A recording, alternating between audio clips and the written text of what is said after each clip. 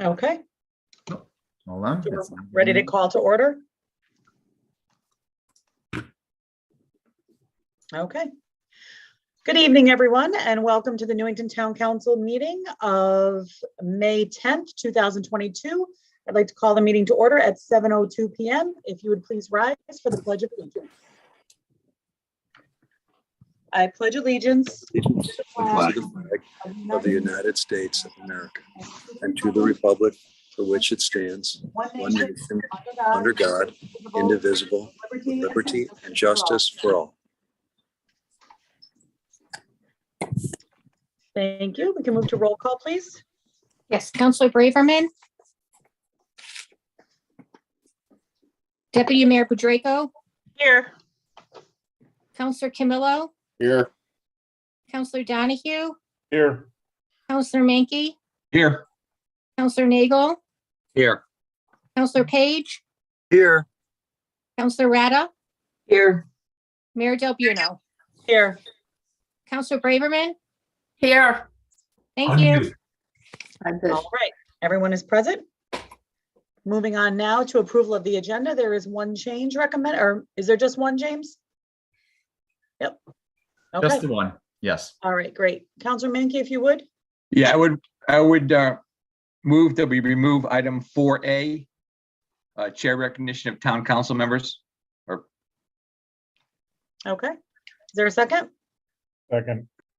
Second by Counselor Donahue. Discussion. I believe, James, that you reached out to those that are receiving chairs. So this is for the town councilors that are no longer serving. It's a recognition for them, and they would prefer to wait until we can meet again in person to receive the chairs in person, is my understanding. Correct. That is correct. Okay, so we have a motion and a second to remove that item. So all those in favor say aye. Aye. Any opposed? Motion passes.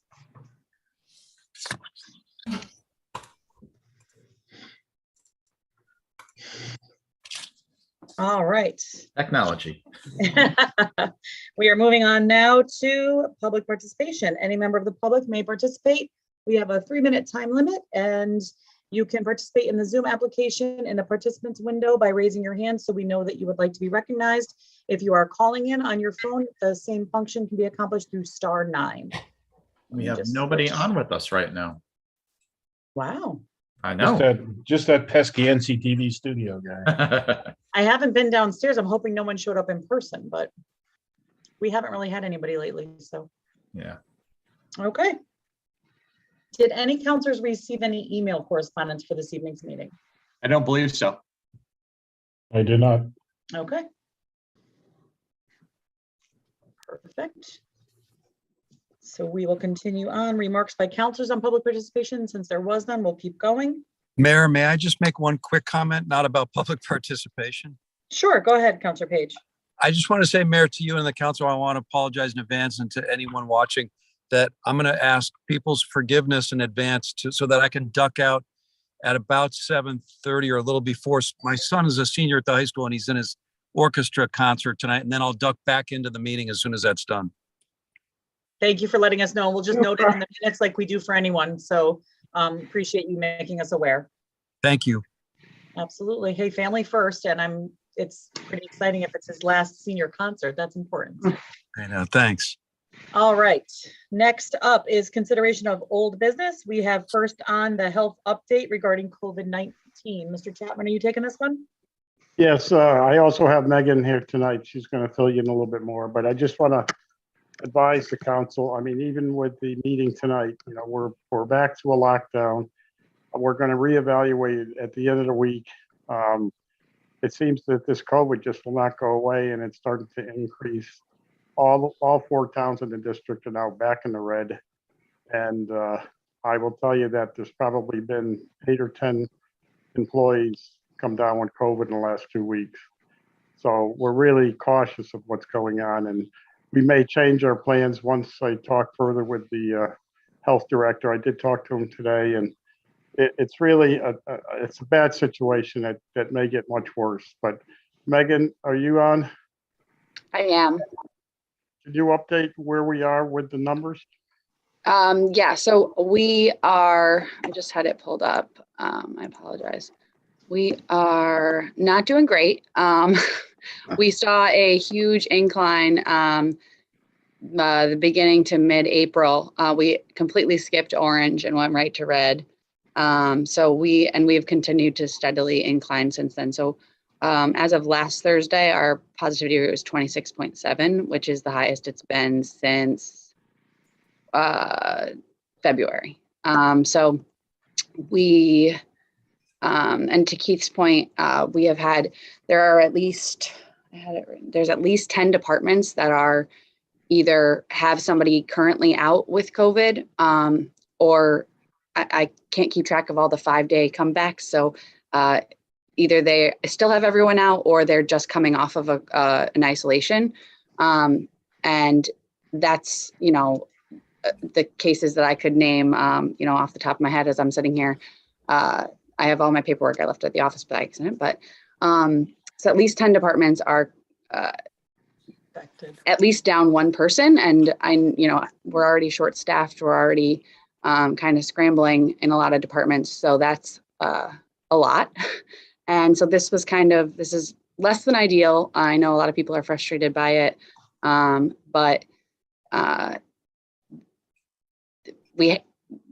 we tried, as soon as we went back in the red, we tried to avoid going back into our plan that we'd been following for, you know, over a year.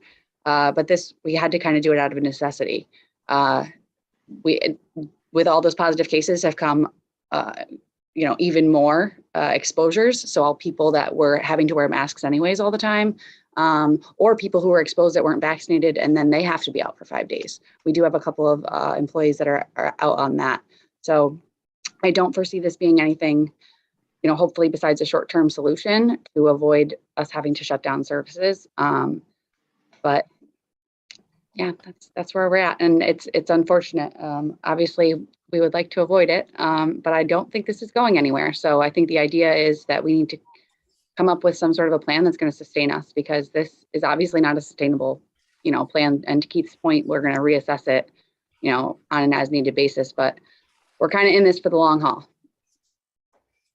Keith, can you clarify? You said lockdown. What does that mean? Are you just saying that we're requiring masks in town buildings? What is the?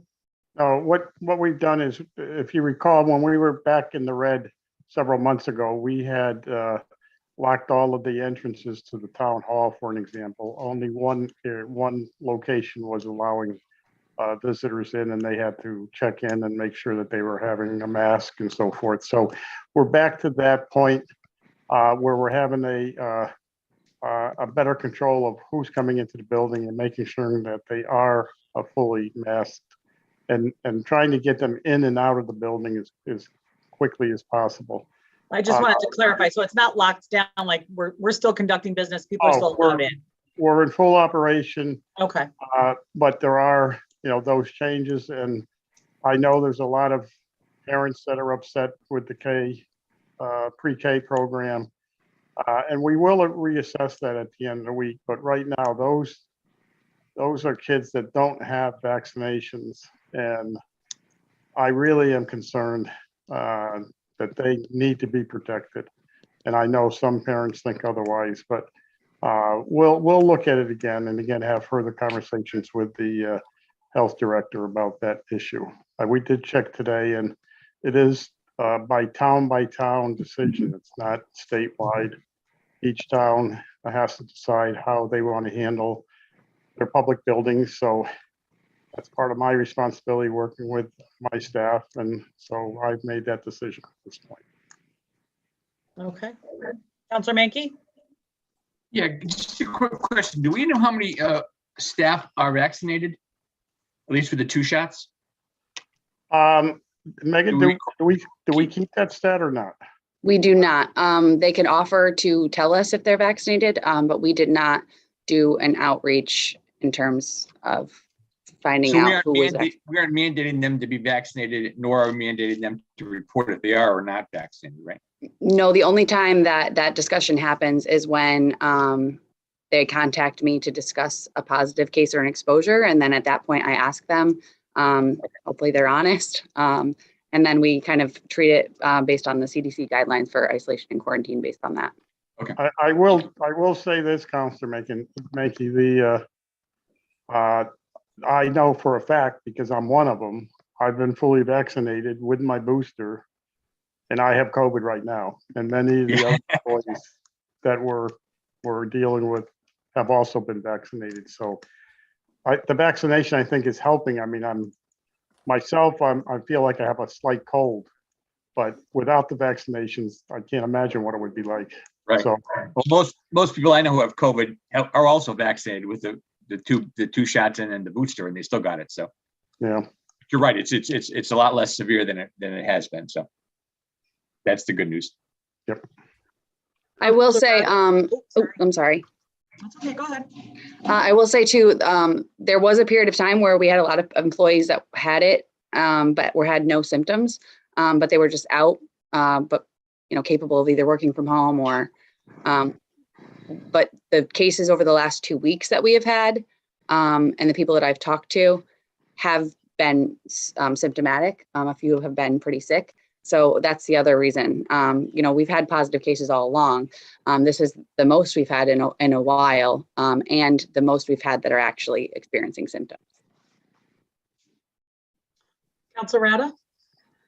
Thank you. Yeah, just a couple of questions to either Keith or Megan. One, how, if any, is this impacting the public schools? Number one, what is the impact on police, fire, other emergency services in town? And is there any discussion or any need to look for additional distribution of masks and COVID home tests? Well, I'll answer the first part. As far as the schools go, we have no involvement with the Newington public school system in regards to COVID. They have their own standards that they work through the State Board of Education, and they implement those standards. So we're kind of on our own, which is what I was mentioning earlier. Each town, the public safety directors or the emergency management directors have the responsibility of making these types of decisions. So it makes it very difficult because everybody compares one town to another, and if they're doing something different, then we're automatically wrong. But it's still my responsibility as the public safety director, and Megan helps me make these decisions along with other staff. The other questions, Megan, do you have answers for those? I do. So to my knowledge, there are a small number of employees that or volunteers that are out between the police and fire departments. They are not likely, cases that are going to have any widespread effect, hopefully. We did just have a fire today and everyone was together. So fingers crossed on that one. But right now, I'm not seeing that as being something that we're too worried about. It was more just the internal offices at Town Hall that, we wipe out James, what are we even going to do? But then again, implementing this and preventing them from meeting in person and having trainings and things like that will hopefully, stop it from spreading the way that has, in those departments. In terms of the distributions, we do have, test kits. We do have plenty of masks. So if any of the public that is watching this is interested in getting any of those items, they can contact me, mmankey@newingtonct.gov, and I will arrange to get them to you. We do have a couple of events that are coming up. The Public Safety Day on June 4th. And also there's Human Services is holding a wellness fair June 4th as well. So there are going to be items available at both of those locations. And right now, both our Senior Center and Human Services have kits and masks available. So, residents can call and request those through those departments as well. Okay, thank you very much. Deputy Mayor Bedrejko. And similar to Councilor Rada's question, I did get a robocall yesterday, I guess, from the Senior Center. So programs in the Senior Center and the library are still going on, but have mask requirements. Yes. Yeah. We have not eliminated any of the programs. They've been changed, and maybe the number of people that are allowed into a particular work area will be reduced, and that the length of time that some people can spend in a certain area may be reduced. But at this point, all of the services that we normally provide are still being provided. Okay. And then just one other question. Since it does seem that I think truly this is going to be an annual event like the flu, whatever, these COVID variations and mutations and whatever. I know in the health part of where I work, plus, going into other offices or agencies, there's these things where you can just it's like a temperature scanner when you walk by, so that your temperature is taken when you walk into the building, rather than filling out a form, which basically relies on your self-reporting. And, I don't take my temperature every morning, whatever. I was just wondering, possibly using some of the, I don't know how much they cost, but they can't cost too much, because where I work, we don't have a big budget. But if some of the COVID funds that we receive could possibly be looked into to getting a temperature scanner or two, perhaps at the senior center and the town hall. We can look into that, certainly. Thank you. The only place I've seen that is at like a Chinese food restaurant, to be honest. Oh, no, I've seen them at some doctor's offices, and Okay. like I said, some of the health facilities have it, as on the residential care homes. And Yeah, the resort that I went to had that, but other than that, around here, I haven't seen it. So that's interesting. Councilor Rada. Yeah, and to piggyback on what Councilor Budrako just said, a suggestion that possibly that would be useful at the library as well. Right. I know as a member of the Friends Advisory Board, we have a meeting tomorrow night, and we are going to be meeting via Zoom. We've been meeting via Zoom all along, but we're hopeful that we would be able to meet in person this month. And we have our annual meeting coming up in June, and I have a feeling we're probably going to be meeting via Zoom as well. Okay. Councilor Nagel. You're Dave, muted, on mute. Dave.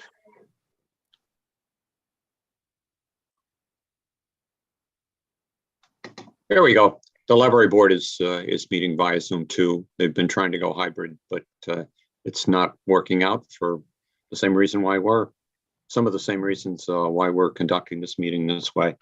And so at the meeting that I had with them on the other day, they are going to go with the flow in terms of whatever Keith and the health district says in terms of what can be opened and what can't open, but they will continue to be opening. And their May 15th run is coming up, and they're going to abide by whatever rules and regulations are in effect at that time, and holding my understanding everything outside.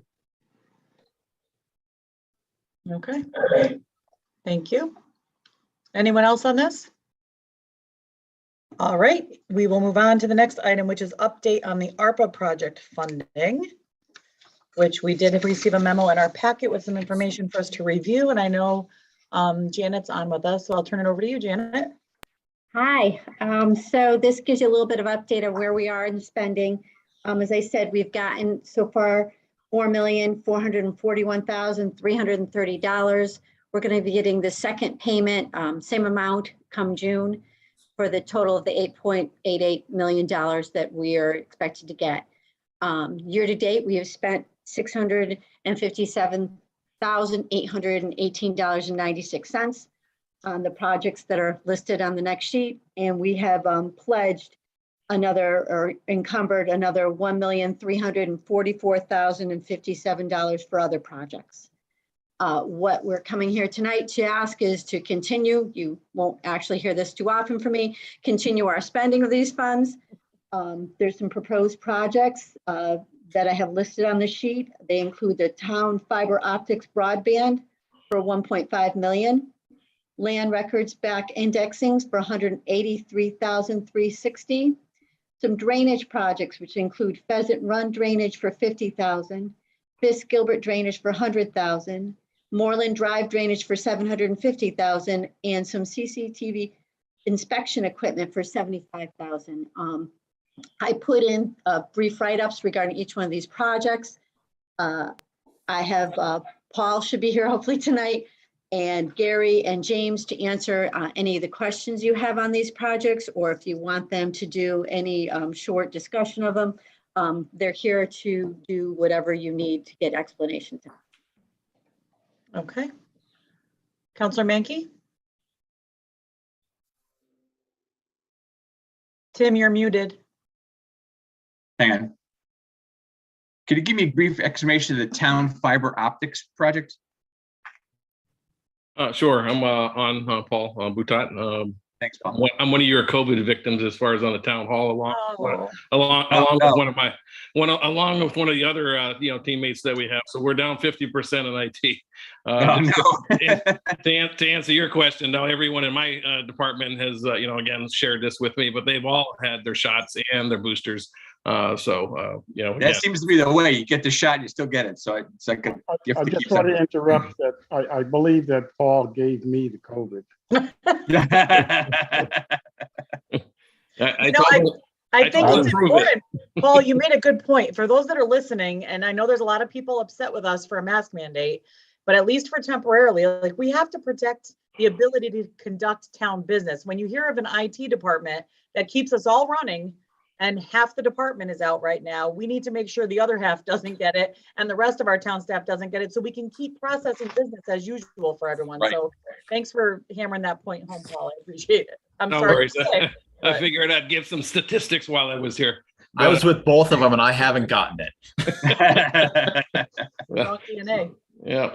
So, all right. So just give you a little bit of update on it. So the first round on this particular funding, I looked at the requirements along with Janet, and what we were trying to or proposing to do was not eligible at the time.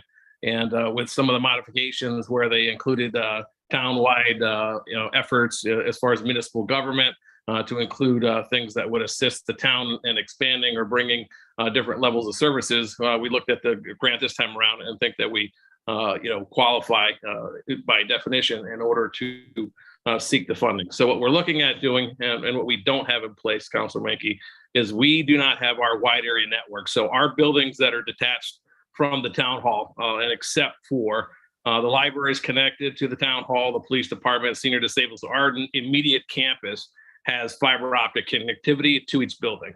So that gives us the ability for computers to act just like if they were on premise on campus. The speed is, you don't notice a difference between using a computer at the library or the police department. They're all on a high speed backbone. Okay. What is not on a high speed backbone are our fire departments, our highway garage, parks and ground annex, and those particular locations utilize what we have is called a thin client technology. So they use thin client terminals. They have slower speed internet connections that we use and pay for. So their computing experience, allows them to do their jobs, but it's not as to the level of what we would normally have at our buildings that are connected with fiber optics. So with the grant and trying to look at what it's calling for, what we could use the funds for, one of the things that we are also looking at introducing inside this is also saying, well, if we're going to connect our town buildings, can we also add additional exterior access points for hotspots so that we could have, when people are there to either do town business or stop in if they needed internet connectivity while they're there, or if someone needed a location during business hours to find a location that they could use a computer, we can light up additional hotspots within our community. We have two now. The libraries, we've always had internet access available through Wi-Fi for a long time. But we also have it on the exterior of the library. That's a state hotspot along with the Senior Disabled Center. We have an exterior access point there. That's a state hotspot. Without fiber optic, those type of things could not be, delivered to people to give them a good experience. So what we're looking at doing is to either lease or pay for dark fiber to be pulled out to all 5 fire companies, Parks and Ground Annex, our ambulance buildings. Those are town buildings. We have select parks that we think we would benefit from having it. So Mill Pond Park, Clem Lemire Field, the Churchill Park area, we have an annex there. that infrastructure would allow for us to also tap in. So if we needed to put in CCTV for security purposes and whatnot, or access controls for gates and things of those natures. So with that fiber backbone, then we can connect back to the town network infrastructure and deliver services. So it's just connecting our town facilities, all of our buildings and parks to the network. Correct. Fiber optics. And then in the areas that make sense, then we look at going ahead and put exterior access points that could be used for the public free of charge, as far as having a hotspot. And again, like at the highway garage, that would be during business hours, because they have a gate at the beginning of the property. So then you're not using it on the weekends or at nighttime. And it allows us to, again, have other locations where police officers could put their police cars in and actually connect wirelessly back to the town securely. And then instead of using a slower cellular connection to use their access to get back to criminal justice records, they'll have a higher speed connection on a wireless access point that could be at these buildings. So we do have some projects that we could accomplish things with this type of connectivity. Okay, thank you. I just wanted to expand on something that Paul had mentioned, and that's that the requirements that the state has had, well, the federal has had regarding using these funds has changed. A little over a month ago, before we were required to finish our reporting, the federal government came out and said, I think they were finding it hard for some people to use these for the strict guidelines, 5 guidelines they had. So they put in place, if you receive under $10 million, which we did, you may claim all of that as lost revenue with no calculations needed. And that lost revenue may be used for any governmental service, which is one, that the town usually performs. Okay. So that's just to give you an update, because there used to be just the 5 things you could use it for, and it was pretty strict, and they've expanded that for people under 10 million. And another thing, and I'll just send, we might answer some of the questions on the hands that are up, is what it's not, right? So one of the things in the previous language, it basically did not want municipalities to compete in a space where vendors were already doing fiber optic services. So you end up having, say, your AT&T, Cox Communications, or Charter, those type of companies that are pulling fiber optic to the residents. They didn't want us to compete with those folks. So that was one of the things. And again, they may have lobbied to have that type of language in there. And I don't think what we're trying to be is an ISP, because you get into a whole different things. So we're not bringing fiber optic to people's homes, but the vendor, that we would be utilizing is an agnostic vendor, whether we lease or whether, the benefit of leasing is that we could have connectivity probably within 180 days to some of these buildings. Building our own fiber optic, however, could take you 2.5 years. Because of the permitting process to actually have all the poles inspected along the pathways and corridors, then the make ready fees in order to get the poles to be upgraded to the level that they need to be before any fiber can actually be hung on the actual pole itself. So at communities that have installed their own fiber optic, you're looking at 2 to 3 years before you actually see the end result. So having these grant opportunities, even if we were to go in the direction of a lease, then you're looking at a 20-year IRU that we would be looking at utilizing. So we would have an infrastructure in place for 20 years, at which point then if you're leasing, you'd renegotiate with a vendor in order to secure use of it again for another 10, 15, 20 years. And dark fiber would be utilized where it totally makes sense, like going across the street from Town Hall to the Mill Pond Park. We already have a conduit in the ground and a vault across the park. So we would actually look at paying to have a vendor put in fiber optic there. So we would not have a monthly or a yearly lease price, because it makes sense just to pull our own fibers. It's just as close as the police department or the senior center. So in that case, we wouldn't look to lease. Okay. Right. Deputy Mayor Drago?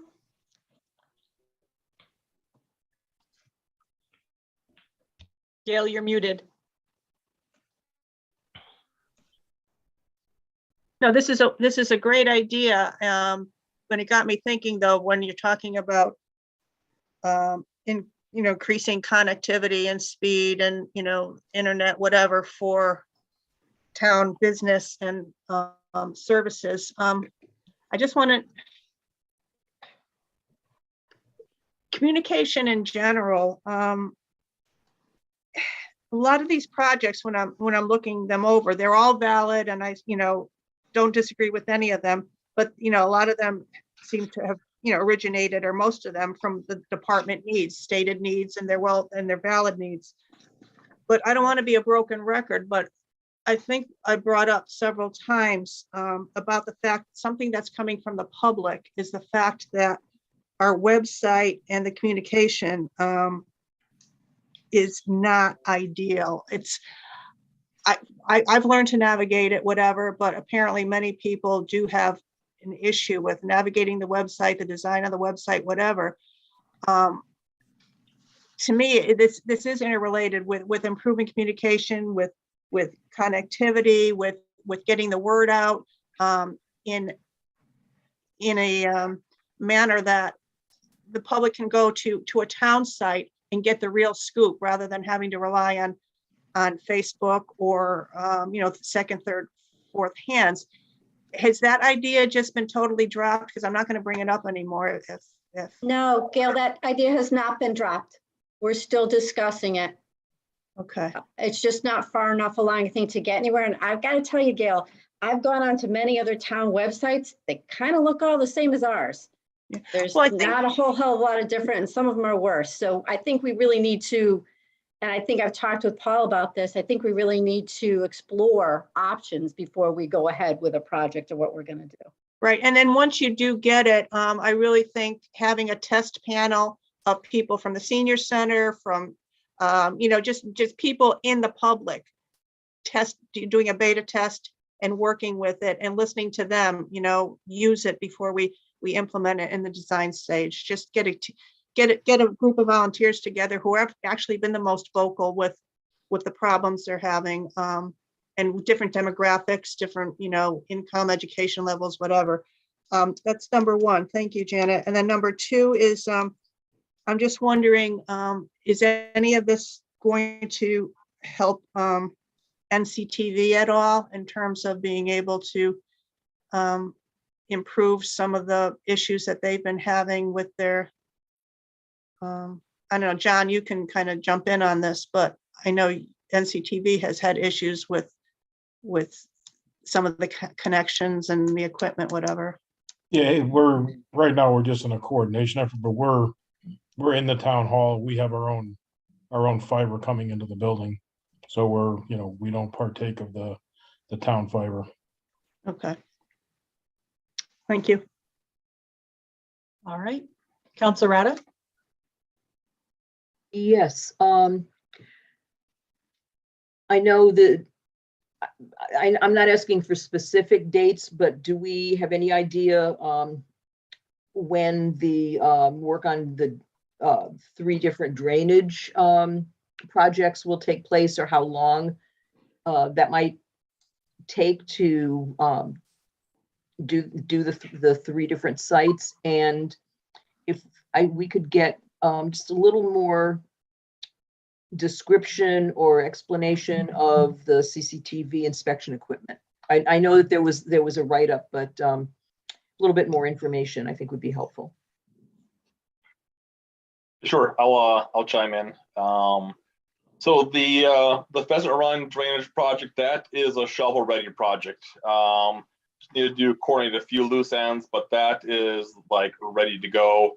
The Fisk Gilbert project and the Brookside Avenue project, those projects, we're starting from scratch essentially with those. We need to start with a survey, and those are not shovel ready, but it'll take some work to get those shovel ready. We'll probably have to hire a consultant to move those forward. The CCTV equipment, it's closed circuit television equipment that we can do our own pipe inspections. Right now, we don't have that equipment or anything similar to it.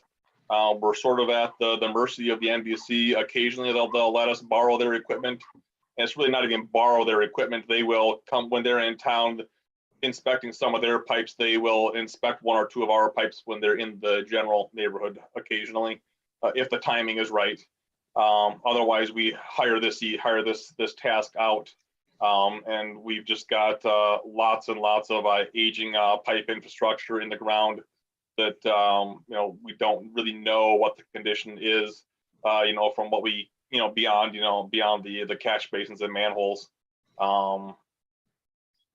That's, essentially the CCTV equipment. It's a mobile package, it consists of the hardware, software, and a robotic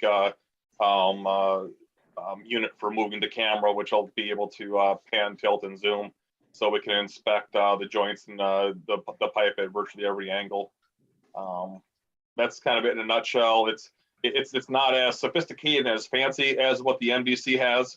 The equipment that the MDC has is several $100,000. So we're looking at about $75,000 for this equipment when I looked at the prices a couple months back. So hopefully they haven't gone up too much, but that's where we are. So, for example, the work that was done, looking through and looking through the pipes at Anna Reynolds. I know that there, we had to hire out. If we had that equipment, we would have been able to use our own, as they were determining. That was all done by a consultant, and actually the quality of that work was basically, it was poor at best. They weren't able to zoom in and pan and tilt. It just that was done by a consultant, and I guess we got what we got. Okay, thank you. Counselor Nagel. There we go. Thank you. Some of the counselors prior to me have asked some of the questions that I was going to ask, so I'm not going to be repetitive. I do think the town website, I do think that needs to be looked at. Even today, I was going through it and could not find things and found it clunky at times, and sometimes it isn't. So anything to do with fiber improvement in town, though once they're in the project or not, is I'm highly in favor of. Since that is should be and is the go-to place for people to try to find something out in terms of town, and we don't want them to go to Facebook and get misinformation. The drainage projects I was going to ask, thank you, Councilor Rada, for asking those questions. All three of them are, if I'm not wrong, are long-running things, no pun intended, in terms of water, that I'm glad to see are going to be addressed in different areas of town.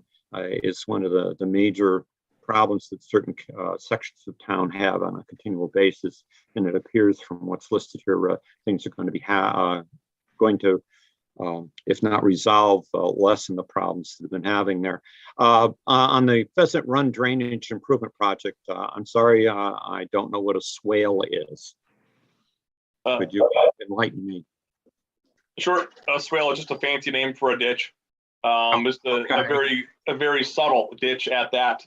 It'll run along the property lines, and the residents will be able to maintain it. Okay, and does that run into a drain or a special thing, or something that's already there in the road? Yes. Or Yes, it'll tie into the drainage system in Pheasant Run. Okay, I have something similar next to my property that maybe is not as extensive as this. So I'm glad to see that's being taken care of. And the drainage improvement project, is that due in part because of the growth of trees over the pipes? Is that the major reason for that being done, or is it just a combination of things? The one on Fisk and Gilbert, that does have a lot to do with the trees growing over the existing pipe.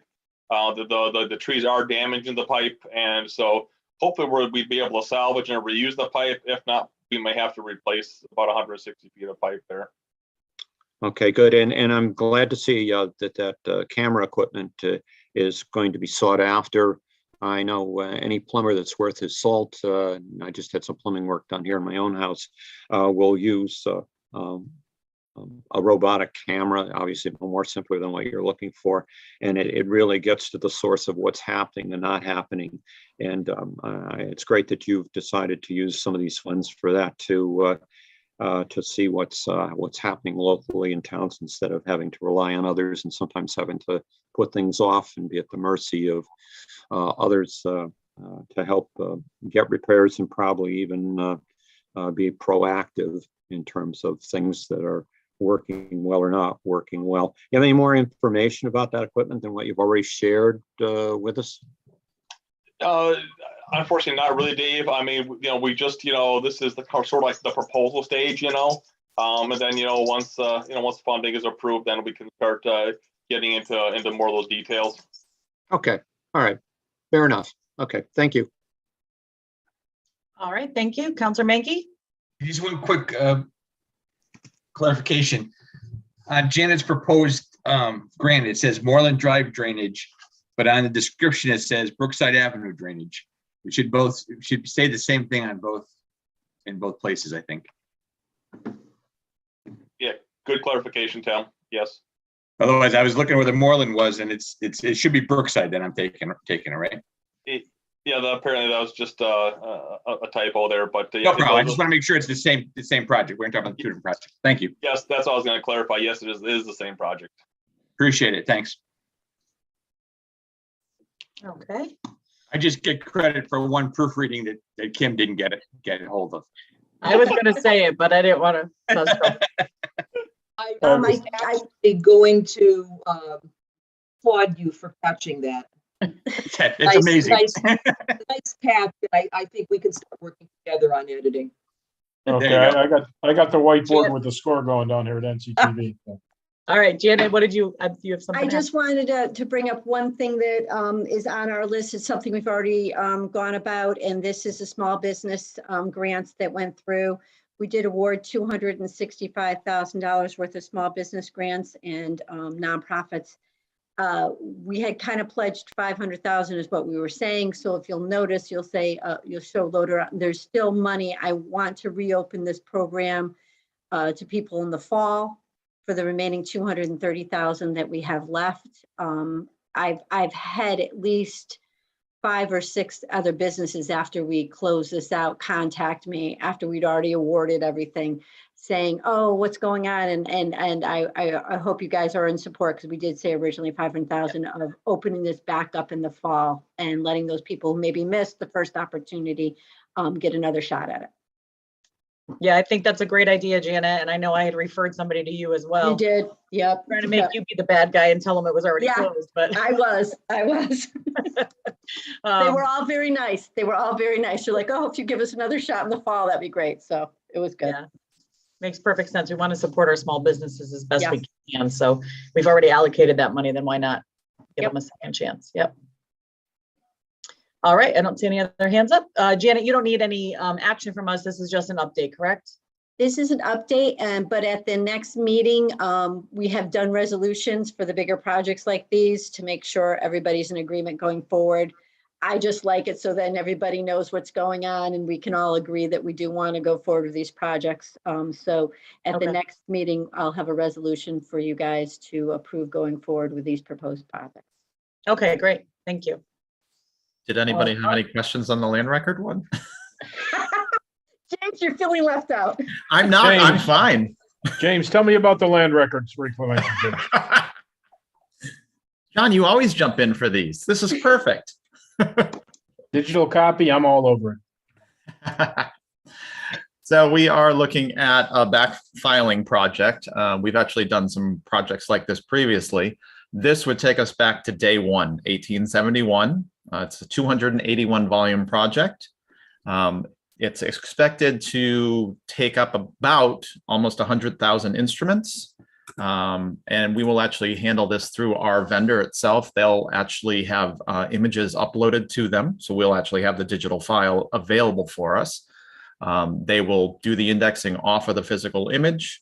Then they'll put that live onto our system once they've completed it, and we'll have a backup image that we can store on microfilm as well as have accessible in any event. If we need to be off-site, we don't have access to our systems, we'll have a backup copy of those. It will take a few years probably to complete the whole project, but we should meet it well within the grant requirements. The hardest part will be the different types of books that we have, the smaller compact books like we've done before, the larger books, and then some of those larger books are actually still bound and sewn together. So that will be a project that we'll have to outsource for some imaging for, but that'll be separate funding that we have under our preservation funds. But that's pretty much the quick overview on it. And Thanks, James. the nice thing about it is once everything's available, title searchers, attorneys, public, they can access those 24 hours a day on our website. So accessibility opens up so much more for everything. Great. All right. So we will take this up at our next meeting. Thank you for all the information, folks. Janet, it looks like you're probably on for the next one as well. And next on the agenda is the amendment to the fiscal year 2022-2023 revenue resolution as adopted. And I know this is related to the motor vehicle tax that came down from the state. Do you want to go ahead and review that?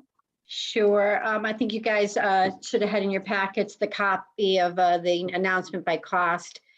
This is what we get for getting things done early.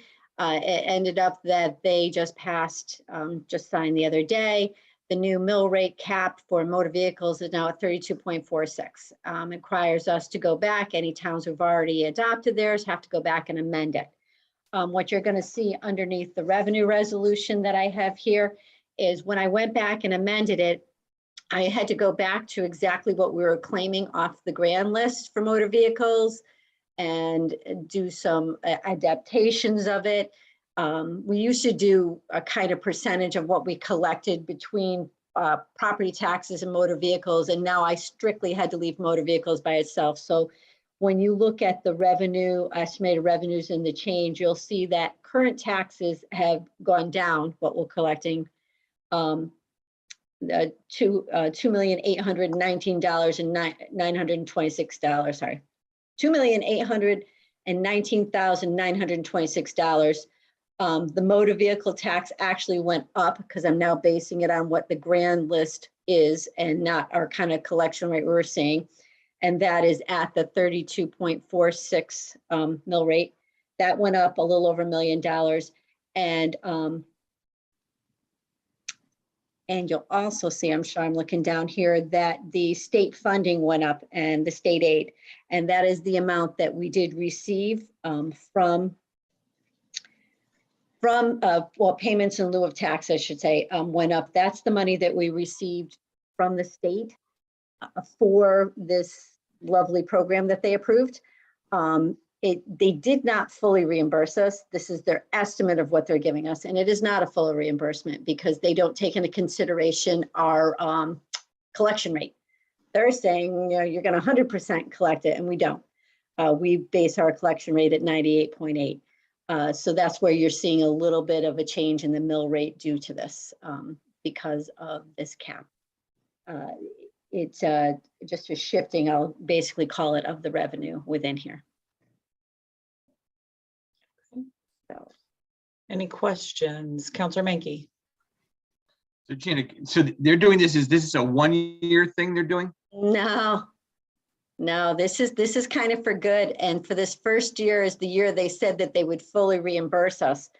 And I haven't seen the full plan, but from what I've seen, it's going to be kind of like the pilot money was for us. But yeah, in the beginning, we fully reimburse you, and then we start to lower and lower and lower the amount we're going to give you back. Well, that's what I'm afraid of. So next year's budget, we're going to already be in the hole because yes, you are. They've capped our revenue. Yep. So you kind of see there. Well, that's just for these coming years, so it doesn't show. But yeah, they have capped our revenue. Can you go up a little, James, so it shows the captions in the years? So sort of goes along with the manufacturing exemption. Yep. The pilot stuff. Yep. The state currently owes us over $40 million in failure to pay us so far. Yep.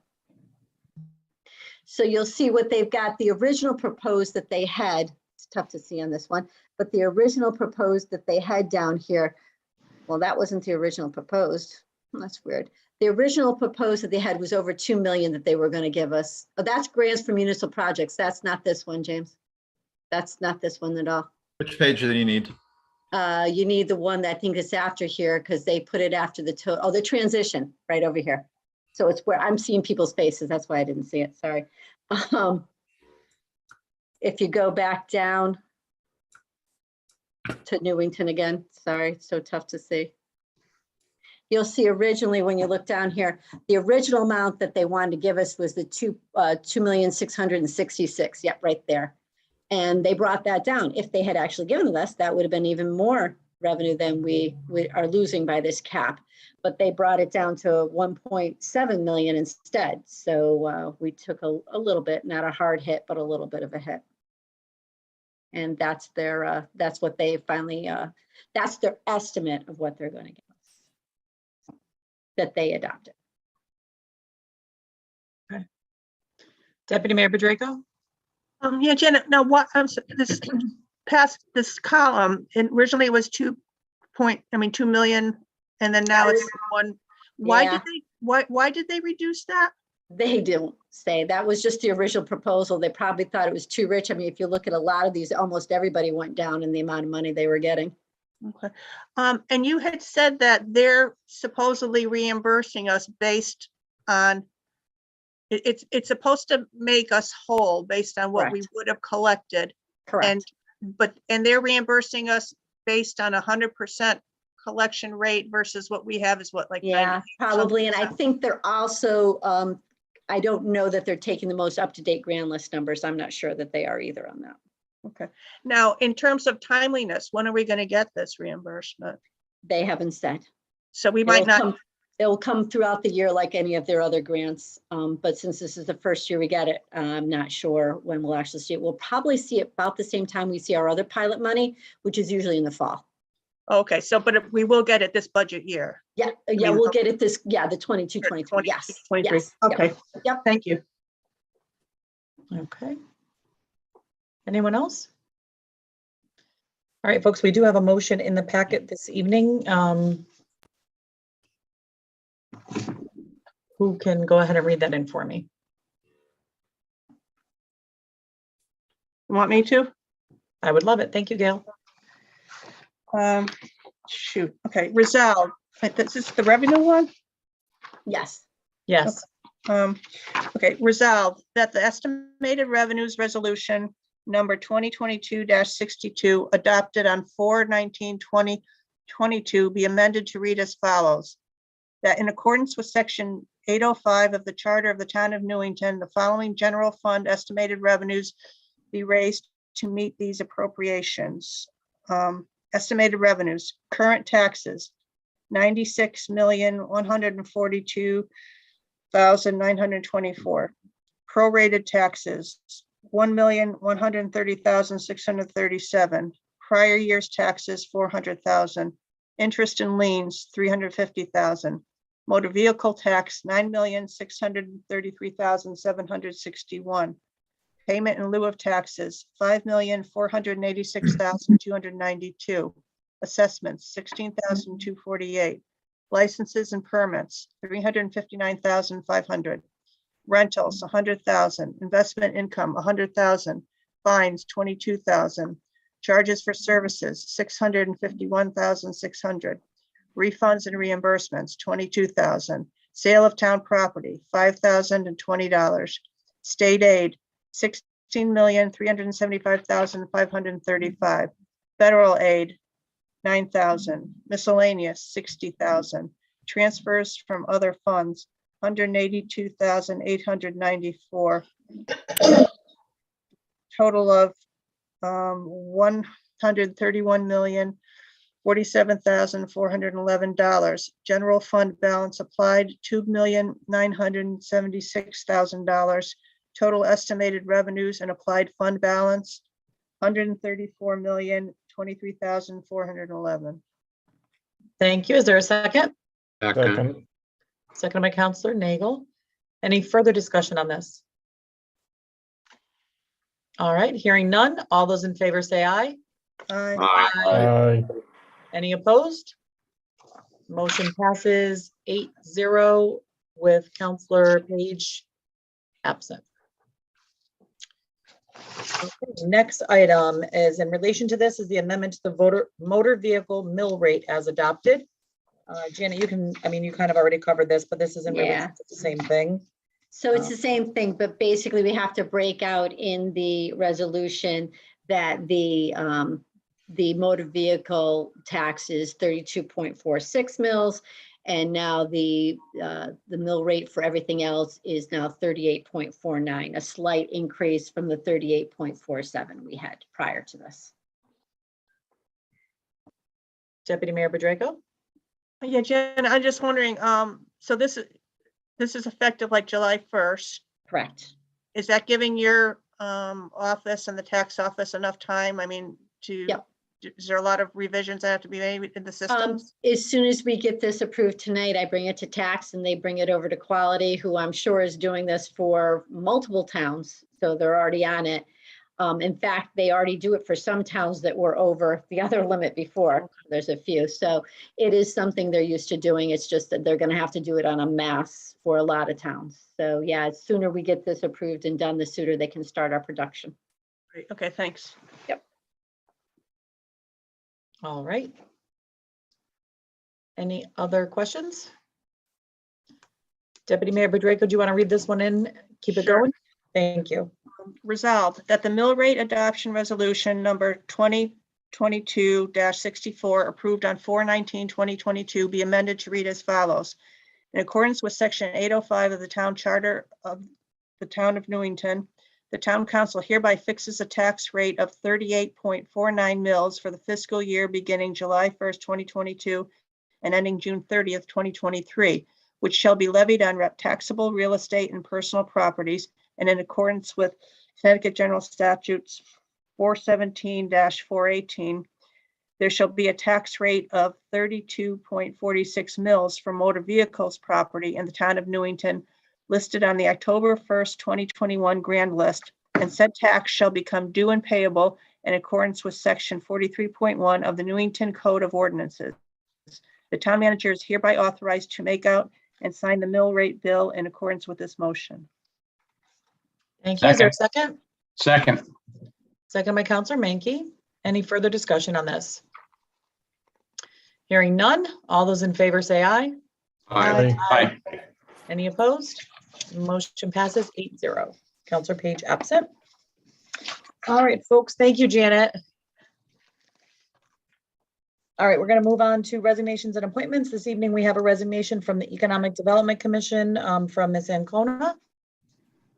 Counselor Menke, would you please? Sure. Resolved, the Newington Town Council hereby accepts the resignation of Jennifer Ancona as a member of the Economic Development Commission in accordance with email correspondence dated May 2nd, 2022, and effective immediately. Second. Seconded by Counselor Rada. Any discussion? Hearing none. All those in favor say aye. Aye. Any Aye. opposed? Thank you. Any opposed? Motion passes 8-0. Counselor Page absent. Next item is the refunds approval of May 10th, 2022. Deputy Mayor Bedrejko. Resolved that property tax refunds in the amount of $69,462.53 are hereby approved in the individual amounts and for those named on the requests for refund of an overpayment of taxes certified by the revenue collector, a list of which is attached to this resolution. Second. Seconded by Counselor Nagel. Any discussion? Hearing none. All those in favor say aye. Aye. Any opposed? Motion passes 8-0. Counselor Page absent. Sorry. All right. We are moving on now to approval. Oh, sorry. Minutes of previous meetings. We have for our consideration this evening. So I'll entertain a motion to accept the April 19th, 2022 regular meeting minutes, April 26th, 2022 public hearing EQC amendment, April 26th, 2022 public hearing PMBC creation, and April 26th, 2022 regular meeting minutes. So moved. Moved by Second. Counselor Menke, seconded by Counselor Donahue. Any discussion on these? No offense to other counselors, but I'm just looking at Counselor Nagel because he's usually the one that has looked through with a fine tooth comb. Anything, Dave? I had problems finding them, even though I've been working with James with this laptop to get it going, to get onto the town sites and whatever. But I finally managed to see them. So they look fine. Okay. Counselor Menke? We're still missing the minutes from the February 22nd meeting. Is that correct? Yes. Yep, we are working on those Yes. currently. Okay, thank you. All right. So we have a motion, we have a second. Any other comment? Hearing none. All those in favor say aye. Aye. Any opposed? The motion passes 8-0. Counselor Page absent. One of these times he's going to say, no, I'm not, I'm here. I'm expecting him to hop back on in any minute. All right, we are on now to new business. The first one is our introduction of our new town assessor, Fauna Eller. I see that she's on the call. Welcome. Mr. Chapman, do you want to give us an introduction here? I will just say that Fauna comes from, we'll say, high marks from other communities, and she is probably the best person we could have captured to replace Steve. She's just filled right in immediately, and we haven't skipped a beat, and I'm very, very happy that she's on board with us. Now, I don't know if she's with us tonight or not, is she? She is. Yep, I can see her. I'm here. You want to introduce yourself a little bit? Yeah, sure. My name is Fauna. I came from the town of Weathersfield. I was there for almost 7 years. I am a certified general appraiser. I did that before coming into the field of assessment. And then also been assessment before Weathersfield. I worked with the town of Groton as their assistant assessor. So I have a lot of real estate background valuing as well as assessment experience. So I'm happy to bring this all to the town of Newington. I'm happy to join the team. Great, welcome. We're very pleased to have you on board. I've heard nothing but wonderful things about you so far. It's nice to meet you here, but I can't wait to meet you in person. Yep, I'm there every day. No. All right, any counselors have any comments or questions? Deputy Mayor Bedrejko. No, I just want to welcome you, Fauna, and I know you know that you have big shoes to fill. Yes.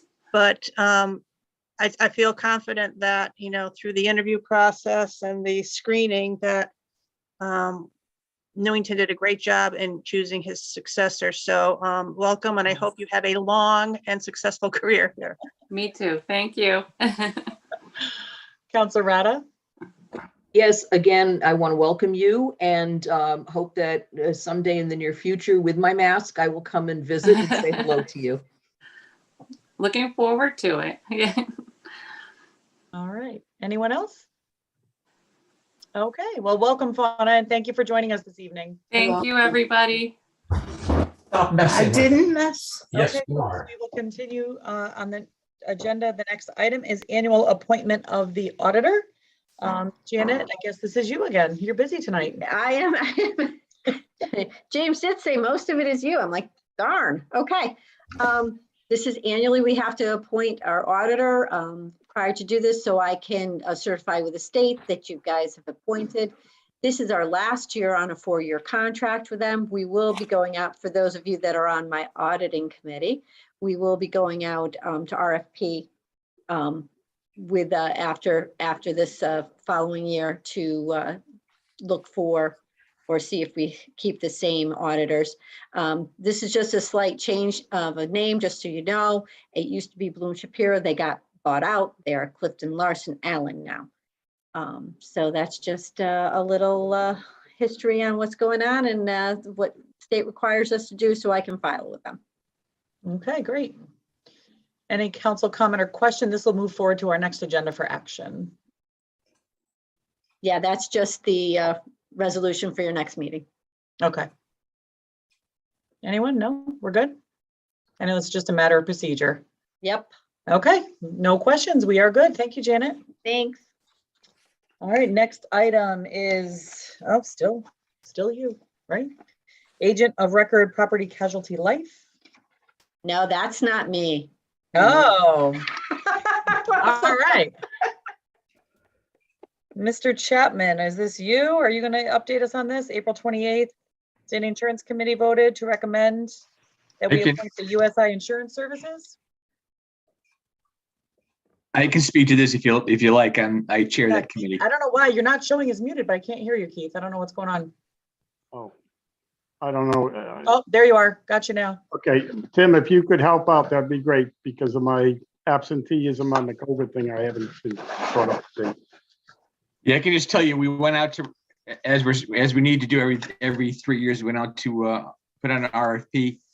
The committee met on April 28th. We interviewed the one firm who responded to the RFP. It was the same firm we have currently, and the fees had not changed. If you can see it in the resolution, draft resolution, it's $17,500 per year. So it was the same fees that it was the last 3 years. And after our interview with the firm, we agreed to go ahead with these people and not go back out for an RFP for additional responses. Okay. Any questions by counselors? I know in the past I've been on that committee and USI has always been pretty easy to deal with. They're very responsive, so I was glad to see that. We have been using them now for a number of years, and they are pretty quick to respond. We have a good relationship with them. We did send out for RFP. No one else responded, but this firm. If we weren't happy with them, we would have sent it back out again. But the rates were the same as the last 3 years, and we're happy with their service. So it didn't seem to the committee to make any sense to go back out and make this any longer. This is just for the liability and the workers' comp insurance, not for health insurance. And we probably will come back to the council at some point, maybe after we look at our coverage and maybe update some coverages, just to be in with the time. But for now, that we're just asking this motion to approve these folks as our agent of record. Okay. This is new business, so it'll be on our agenda for next meeting. Correct. For consideration. Right. All right. No hands are up, so we'll continue on. The next item, counselors, was added to the agenda, I believe yesterday, within the 24 hours notice. So it was not in your original packet. It is the John Patterson Parking Lot Improvement 8-24 referral. And I know we have Mr. Giacomowitz on. I don't know who is going to give us an update on this, if it's going to be Mr. Chapman or Mr. Giacomowitz. Should be Lou. Okay, welcome, Lou. Oh, welcome. I'm sorry, I had myself muted. So No if you'd like me to start, or do you want to start, Keith? No, that's fine. Go ahead. Okay. Hi, good evening, everyone.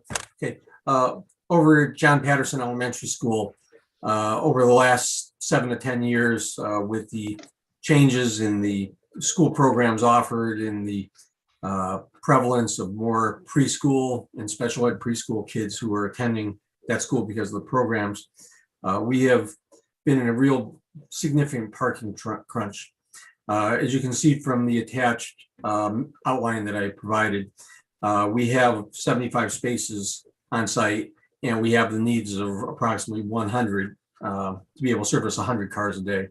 So we have people parking everywhere, on the lawns, on the street, very congested, very, the high degree of uncertainty because there's just so many cars so close together. The risk of a student acting impulsively, going somewhere they shouldn't go, is just higher than we'd like. Plus, just servicing our own daily employees at the site, that we just clearly don't have enough space to deal with it. This year ended up not being terrible because we didn't have a really heavy winter snow season. If we had 3 or 4 1-foot snowstorms where we had 8-10 foot piles of snow everywhere, we would have been absolutely crushed this year without having enough room. But because the snowfall was 4 to 8 inches and spread out pretty well, where we had decent melts in between, we didn't get crippled because of winter weather conditions. But I can, I just know better from all the years being here. A lot of huge snow piles everywhere around town, and we would have significant issues of managing the logistics of getting people in and out, unnecessary fender bender car accidents, and just a general dissatisfaction with all types of school operations because of the difficulty of managing the traffic there every day. As you can see from the list, we're estimating 102 cars as our need for next year and 27 spaces short. So in the process, we have done some preliminary work to identify all the underground utility issues and make sure we've cleared out those problems from a potential project for the summer. The scope of the work will be to add the parking area on the west side of the school, which is facing Church Street, where it says John Patterson School on that side. The front lot will be only modified for a cut through on the sidewalk to allow the passageway of cars leaving the parking lot and to exit out through the front lot onto Halloran on the side closest to John Wallace. So they only take a right-hand turn leaving that parking area and go through the front and then out the entrance closer to John Wallace. The traffic pattern, appears to be really solid, by being able to manage the circular loop of parking at the site. We're able to contain a lot of issues that are there with face-to-face cars being, trying to get past each other, as well as, putting a whole sidewalk in along the west side of the school, which we can really spread out the drop-off area for everybody and make it as quick and easy of a drop-off for all the parent community that we have. The back area is getting pushed out about 8 feet just to provide more turning area away from the school and make it just a little easier to get around, with most of the circulation activity being out in front of the rear door on the Church Street side. The handicap spaces will be moved from their current location to right in front of the main door to improve the access per the request of the building official. You can see from the west lot that we have 33 spaces that are in that area, and we lose a couple other spaces to offset that because of the reconfiguration of the traffic that's there. We are making an improvement to the grease trap in the area, as well as increasing the size of the storm drainage capacity to the west of the parking lot and the across the lower parking area. So all of these will be good improvements for the school, puts the community in a much stronger, comfortable position driving cars. And it'll also be very valuable for all the weekend activities that occur for the youth sports that occur behind John Patterson, where we have cars going all the way out onto the play area for the kids. And that's just really not that comfortable. It's better to try to keep everybody away from that if at all possible. So that's kind of the highlights of the project. We are have a number of state contract components lined up already, or our own town contracts. The only item that is going out to bid that's will require it is for the site contractor to do the work primarily along the west side of the school. And we're able to manage the rest of that through competitively bid arrangements that are already in place. So can I answer anybody's questions on this? All right, counselors. Counselor Braverman? Lou, when will this start and when will it be done? We are hopeful to start right after school is out. Our bid schedule will be that the site contractor's package will be on the street by Friday, and having a bid date 2 weeks from Friday on May 27th, where hopefully if everything goes well, we can award during the first week of June, giving them 2 weeks to get organized and started. We've had preliminary conversations with a number of folks to kind of line things up and get it organized so we can eliminate as much of the time risk that there is right now with, because of construction shortages for materials and things like that. Everything is okay as of right now. Obviously, we haven't, finalized any contracts with anybody other than to do the initial prep work of utility investigations and determining how to address certain things in preparation of this project. And we would need to do that anyway to get everything lined up. Thank you. Counselor Donahue? So Lou, the drop off as you come in from Church Street, go in through the parking lot and drop them off on that new sidewalk? Is that what the plan is? That'll be correct, right? We're going to have all traffic come in on Church Street, where you can either go straight along the backside of the building if you like to park there. That's typically reserved for our staff members. When you get past the first 8 parking spaces, you turn left and you can navigate the entire roadway going south to north there to find a drop off, or depending on how they want to manage school security and what the security officer wants to, he may queue them up in sequence and just release them where they don't drop them off and then drive around. That'll be a decision they make once they get acclimated to the system here. You can see all the arrows that are on the plan will be the traffic control pattern of where cars will be going. So you see that if somebody wants to park, they have the angle and parking on the front side of the group, or they can circle around and use the angle parking on the other side. And then all traffic will then be rerouted back out to the front of the school, will cross over the front of the school, and then exit at the exit way, which is further down Halloran toward John Wallace. Yes. All right, then my question is anybody currently at, Church and Halloran, excuse me, there's a stop sign. All right, has anybody looked at the queuing effect of having people stop in the middle of Church Street? And is there enough room to get a car by on the left-hand side? Excuse me, right-hand side. Right, if there's a queue up waiting to get into Church Street, and there's not enough room for a car to get by on the right, you're going to queue all the way back up to Halloran. We're not anticipating that kind of problem. We were counting somewhere around 18 cars in the queue as a maximum at any point in time. I certainly could look at that. The town engineer was working with me on this project, and they expressed no concerns at all about that type of issue. I don't have any. I've been there during school in the morning, and it's a little congested, but yes, if the town engineer's on board, I'm good. Yeah. Okay. Counselor Mankey? What's the total cost of this project? I'm sorry, I didn't hear the question. What's the total cost? I'm estimating it's going to come in somewhere in the neighborhood of 500,000 to do everything. That includes repaving both the front and the back, and all new construction on the west side. And where's the money come from? That'll be coming out of the board CIP account. Thanks. Counselor Rada?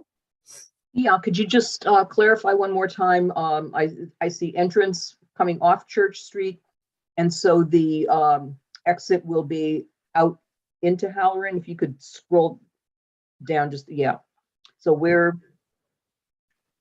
Right. So where the driveway gets choked down to being one lane with a right turn only out of the parking area, they will then turn right. So they will pass across the front of the school, and then that twist up joins Halloran just off the sheet that you can't see at this point. Okay, and there's so parking on both sides of that.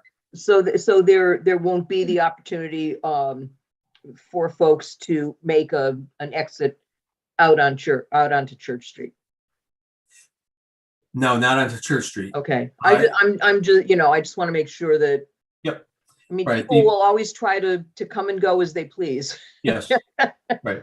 So to make sure that it's well marked, so that we see that continuous flow, especially when there's high traffic area. And I'm also thinking in terms of polling. Yes. What we're planning on doing is we have a security vehicle for each of the schools. So at the Halloran Drive entrance, where you would come in closest to Church Street, the security director would put the car across the lane during the 2 high traffic times of day, the morning rush and the afternoon rush. That would prevent cars from coming in and basically solidify the comfort of the one-way traffic going across the front of the building. Once they're past opening dismissal, the car will not be there. It'll operate where people can come in off the Halloran Drive entrance and exit off Halloran Drive, or they can go in through the Church Street side, whatever is preferable. Okay, thank you. All right, Counselor Donahue. Yeah, where are the buses going? The buses have the bus loop, which is just off the picture to the right. You can see in the upper right-hand corner, there's kind of a little curved aspect that just dives into the notes. That is the first busway where you have another U-shaped loop, which drops them all off in front of the playscape. All right, thank you. James, does the council have access to these pictures, these diagrams? Just, it's very hard for me to process this and see it on the screen. Yes, you all have it in your share folder. I see. I just looked. I don't see it in mine, so I'll have to touch base with you later. No problem. Okay. Any other questions, counselors? All right, we'll move this to our next agenda for action at the May 24th meeting. Thank you. Thank you, Lou. You're welcome. All right, next item this evening is written oral communications from the town manager. Oh. Hey, can I just jump in a previous one? Yeah. I'm looking at the draft resolution, and it's got something about body cameras in it.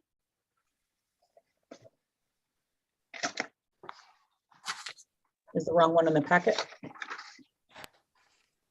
It looked, I saw that too. It looked as though there were two resolutions on the same page. No, Yeah, I accidentally grabbed the waiver provisions and didn't make the change on it. Okay, just Yeah. wanted to make sure I wasn't missing something. No, you weren't. So for our next meeting, we'll have the updated one in there. Correct. James, you just wanted to see if we were paying attention. Yeah, and nobody did that one until John got it. Okay, I get a point too. There's no communications tonight from my office. Okay. So we will continue on to council liaison committee reports. Counselor Nagel. Thank you. I attended the library meeting the other night. They are returning to masks and to the policies that are being set by the town, because we're going into have gone into red again. The Friends of the Library shed has been removed. Previously, I told you, I think Councilor Rada had mentioned it in a previous meeting too. And they're waiting for their new improved storage facility to arrive, which will provide more storage, not only for the library, but also for the Friends of the Library and for collections for the next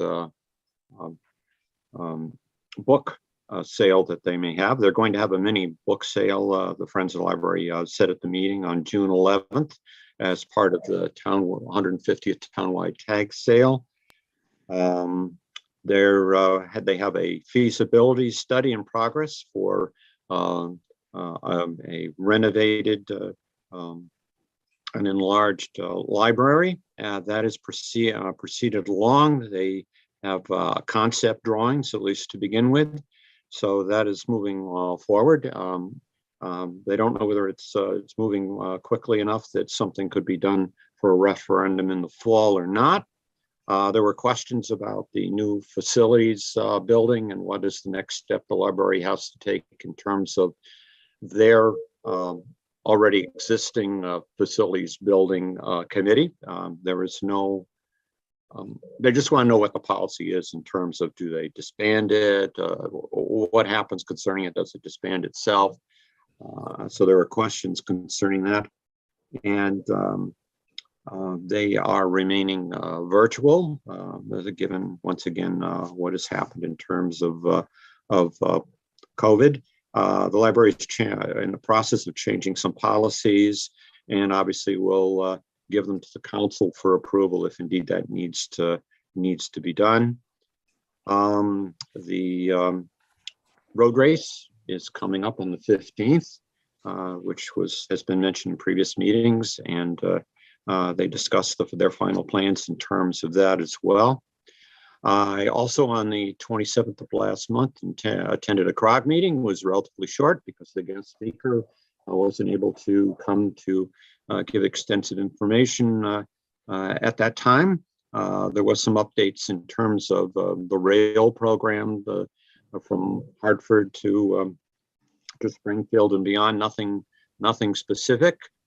Generally, the big thing was no federal funds were available at present, and they also some TIP projects were approved having to do with improvements to I-91, which will indirectly affect Newington, and also they discussed action in terms of bringing in a consulting firm involving the closing of the waste management project. I know we have already made some decisions about that, but I thought you should know about that as well.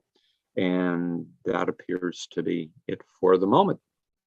Oh, they were going to do hybrid meetings. I don't know whether that's going to take place or not. Given what's happened in Newington, I don't know what's happening in other surrounding towns. They can only do them at their Hartford offices, which is kind of tricky to get to. So it's great that they're going to allow people to Zoom if they wish to. Okay, that's it. Thank you. All right, thank you, Councilor Nagel. Councilor Donahue. Some pretty cool things at NCTV. I don't know if most people saw it, but we did a promotion of PSA alcohol poisoning when drinking turns dangerous. It was done by Sandy Goldstein and Scott Allo and the people over at NEMS.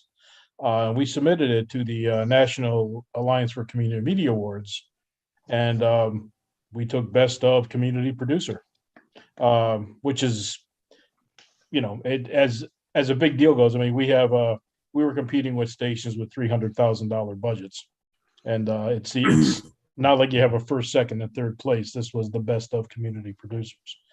So that we're trying to figure out if we're going to be able to send people out there to receive the awards. But it was quite the shock that we actually got nominated and been in communication with them. So it's pretty cool. So we think the award ceremony is going to be Zoomed live also. So we may be able to pick that up and broadcast it. I'm trying to figure that out. That is so exciting. Yeah. I was so impressed with that project, and I know the work and the hours. I saw the bloopers reel, so I know what went into the filming of that. But the content was, it's so needed and so necessary especially for our teens. But I was so impressed with that piece, and I'm thrilled to see that they're getting some recognition for it. And I know in talking with some of the folks involved, they were pretty skeptical on whether or not they would get recognized, as you mentioned, competing with some much larger communities. So this is really huge. I'm excited. And if it is Zoomed, please let us know so we can. Oh, absolutely. The outreach is, I think it's been shown in 52 towns in Connecticut or something ridiculous like that. And now we're going to be showing it at a national conference. So who knows? Yeah. You know, maybe I'll get the big contract and I'll be out of here. Good Is work. it shown now on NCTV? It's a PSA, so it's mixed in, right? It's not a scheduled time because it's only 3.5 minutes. It just pops up when there's dead air in the schedule. But I think I can send out the link to you guys so you can watch it if you haven't seen it. Thank you. Great. Councilor Mankey. Just have a report. I, with other councilors and the mayor, attended the fire department awards ceremony or dinner. It was a great event, and I just would congratulate all those who won awards that night. It's amazing the amount of hours and the number of years they'll recognize for firefighters that have been serving for consecutive years. I was amazed and in awe of all the work that they put in to keep us safe. Mm-hmm. Just to tag on, it was amazing to me too, not just the years, but the generations of folks. So there's so many families that it just goes from generation to generation. It really is a tradition that they're passing on and staying so active in our community as volunteers. It's pretty amazing.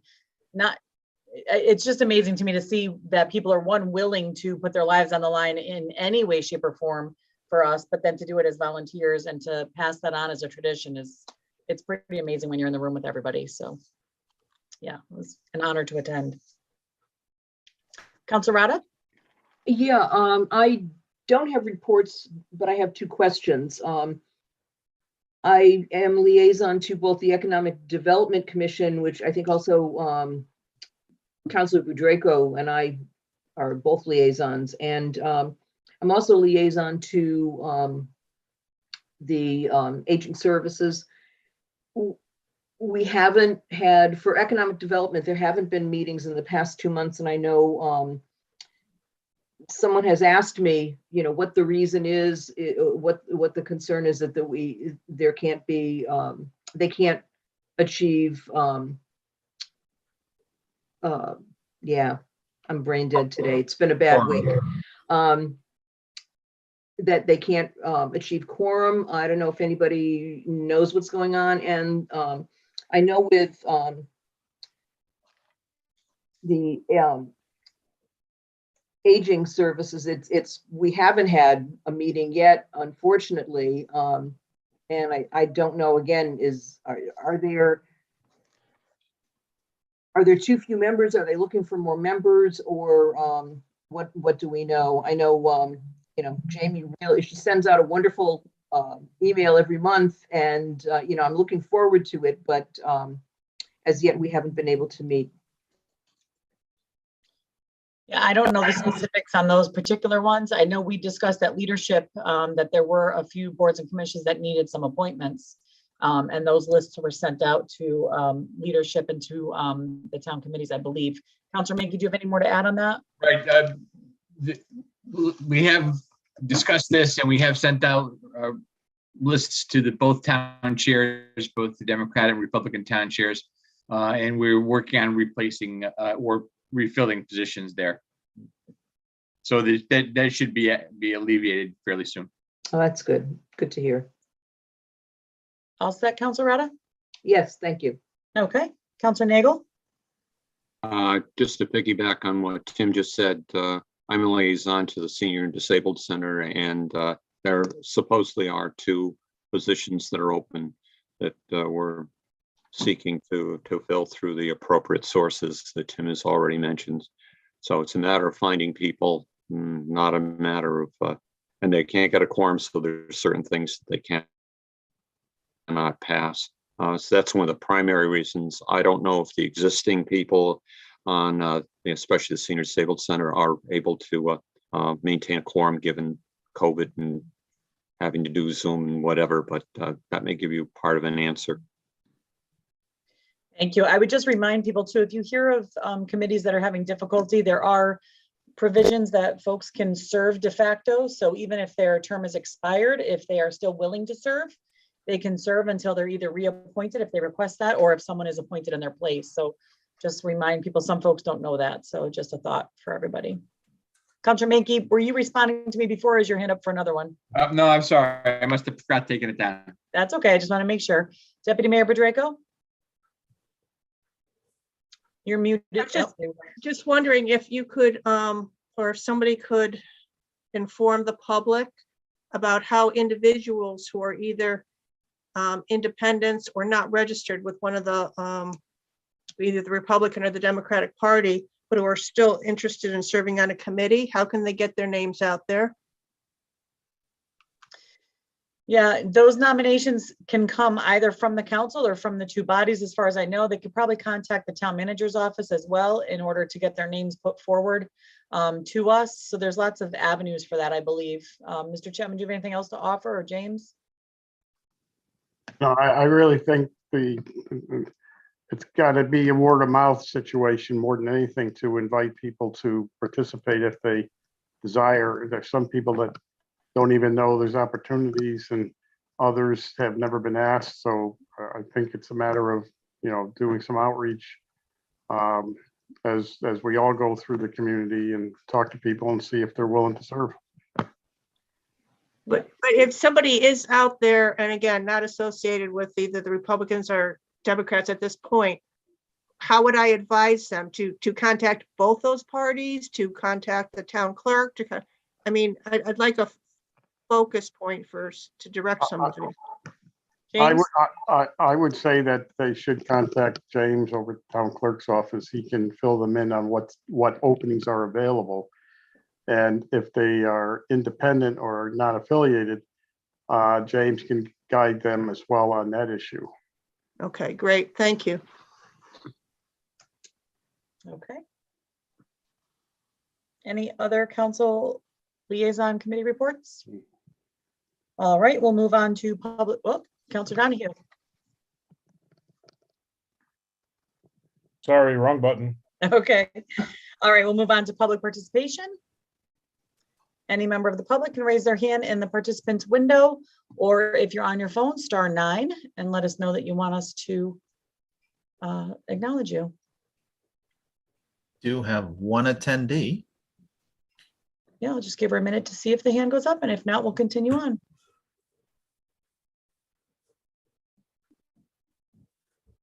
Okay.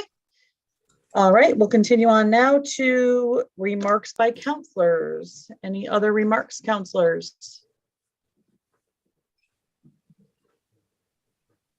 All right. Oh, Counselor Rada?